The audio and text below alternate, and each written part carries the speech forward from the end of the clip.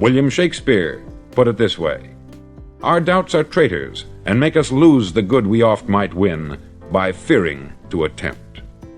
George Bernard Shaw said, "People are always blaming their circumstances for what they are. I don't believe in circumstances. The people who get on in this world are the people who get up and look for the circumstances they want, and if they can't find them, make them." Well, it's pretty apparent, isn't it? And every person who discovered this for a while believed that he was the first one to work it out. We become what we think about. Now, it stands to reason that a person who's thinking about a concrete and worthwhile goal is going to reach it, because that's what he's thinking about. And we become what we think about. Conversely, the man who has no goal, who doesn't know where he's going, and whose thoughts must therefore be thoughts of confusion and anxiety and fear and worry, becomes what he thinks about. His life becomes one of frustration, fear, anxiety, and worry. And if he thinks about nothing, he becomes nothing. Now, how does it work? Why do we become what we think about? Well, I'll tell you how it works as far as we know. Now, to do this, I want to tell you about a situation that parallels the human mind. Suppose a farmer has some land, and it's good, fertile land. Now, the land gives the farmer a choice. He may plant in that land whatever he chooses. The land doesn't care. It's up to the farmer to make the decision. Now, remember, we're comparing the human mind with the land, because the mind, like the land, doesn't care what you plant in it. It will return what you plant, but it doesn't care what you plant. Now, let's say that the farmer has two seeds in his hand. One is a seed of corn, the other is nightshade, a deadly poison. He digs two little holes in the earth and he plants both seeds, one corn, the other nightshade. He covers up the holes, waters, and takes care of the land, and what will happen? Invariably, the land will return what is planted. As it's written in the Bible, "As ye sow, so shall ye reap." Remember, the land doesn't care. It will return poison in just as wonderful abundance as it will corn. So up come the two plants, one corn, one poison. Now, the human mind is far more fertile, far more incredible and mysterious than the land, but it works the same way. It doesn't care what we plant. Success, failure. A concrete worthwhile goal, or confusion, misunderstanding, fear, anxiety, and so on. But what we plant, it will return to us. You see, the human mind is the last great unexplored continent on the earth. It contains riches beyond our wildest dreams. It will return anything we want to plant. Now, you might say, well, if that's true, why don't people use their minds more? Well, I think they've figured out an answer to that too. Our mind comes as standard equipment at birth. It's free, and things that are given to us for nothing we place little value on. Things that we pay money for, we value. The paradox is that exactly the reverse is true. Everything that's really worthwhile in life came to us free. Our mind, our soul, our body, our hopes, our dreams, our ambitions, our intelligence, our love of family and children and friends. All these priceless possessions are free, but the things that cost us money are actually very cheap and can be replaced at any time. A good man can be completely wiped out and make another fortune. He can do that several times. Even if our home burns down, we can rebuild it, but the things we got for nothing, we can never replace. The human mind isn't used merely because we take it for granted. Familiarity breeds contempt. It can do any kind of job we assign to it, but generally speaking, we use it for little jobs instead of big important ones.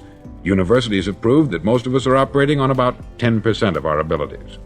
Decide now, what is it you want? Plant your goal in your mind.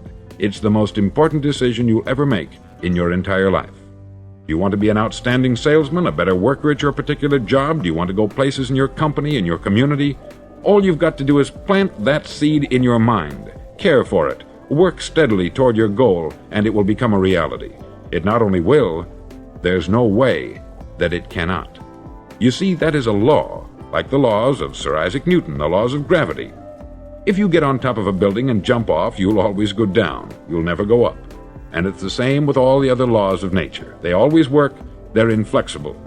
Think about your goal in a relaxed, positive way. Picture yourself in your mind's eye as having already achieved this goal. See yourself doing the things you will be doing when you've reached your goal. Ours has been called the phenobarbital age, the age of ulcers and nervous breakdowns.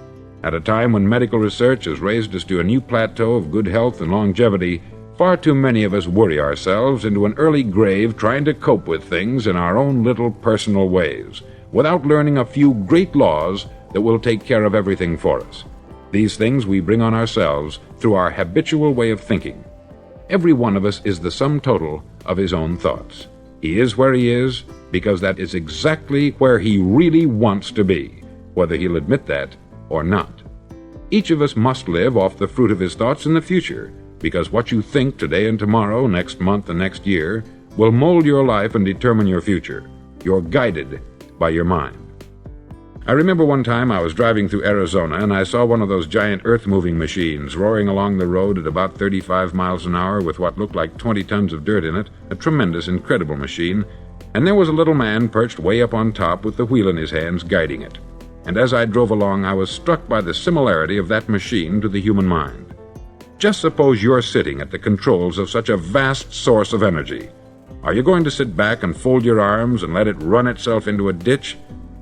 Or are you going to keep both hands firmly on the wheel and control and direct this power to a specific, worthwhile purpose?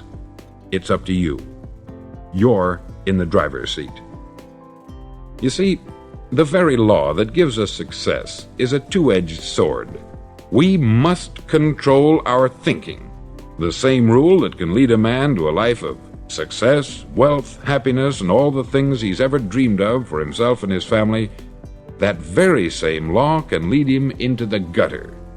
It's all in how he uses it, for good or for bad. This is the strangest secret in the world. Now, why do I say it's strange, and why do I call it a secret? Actually, it isn't a secret at all. It was first promulgated by some of the earliest wise men, and it appears again and again throughout the Bible. But very few people have learned it, understand it.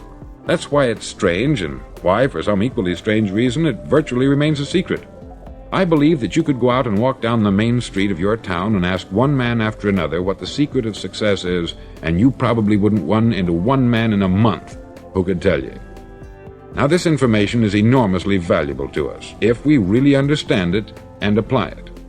It's valuable to us not only for our own lives, but the lives of those around us, our family, employees, associates, and friends. Life should be an exciting adventure. It should never be a bore. A man should live fully, be alive. He should be glad to get out of bed in the morning. He should be doing a job he likes to do because he does it well. One time I heard Grove Patterson make a speech, the editor-in-chief of the Toledo Daily Blade, and as he concluded his speech, he said something that I've never forgotten. He said something like this: "My years in the newspaper business have convinced me of several things, among them that people are basically good, and that we came from someplace, and we're going someplace. So we should make our time here an exciting adventure. The architect of the universe didn't build a stairway leading nowhere." And the greatest teacher of all, the carpenter from the plains of Galilee, gave us the secret time and time again. "As ye believe, so shall it be done unto you." I've explained the strangest secret in the world and how it works. Now I want to explain how you can prove to yourself the enormous returns possible in your own life by putting this secret to a practical test. I want you to make a test that will last 30 days. Now, it isn't going to be easy. If you'll give it a good try, it will completely change your life for the better. Back in the 17th century, Sir Isaac Newton, the English mathematician and natural philosopher, gave us some natural laws of physics which apply as much to human beings as they do to the movement of bodies in the universe. Now, one of these laws is that for every action, there is an equal and opposite reaction. Simply stated, as it applies to you and me, it means we can achieve nothing without paying the price. The results of your 30-day experiment will be in direct proportion to the effort you put forth. To be a doctor, you must pay the price of long years of difficult study.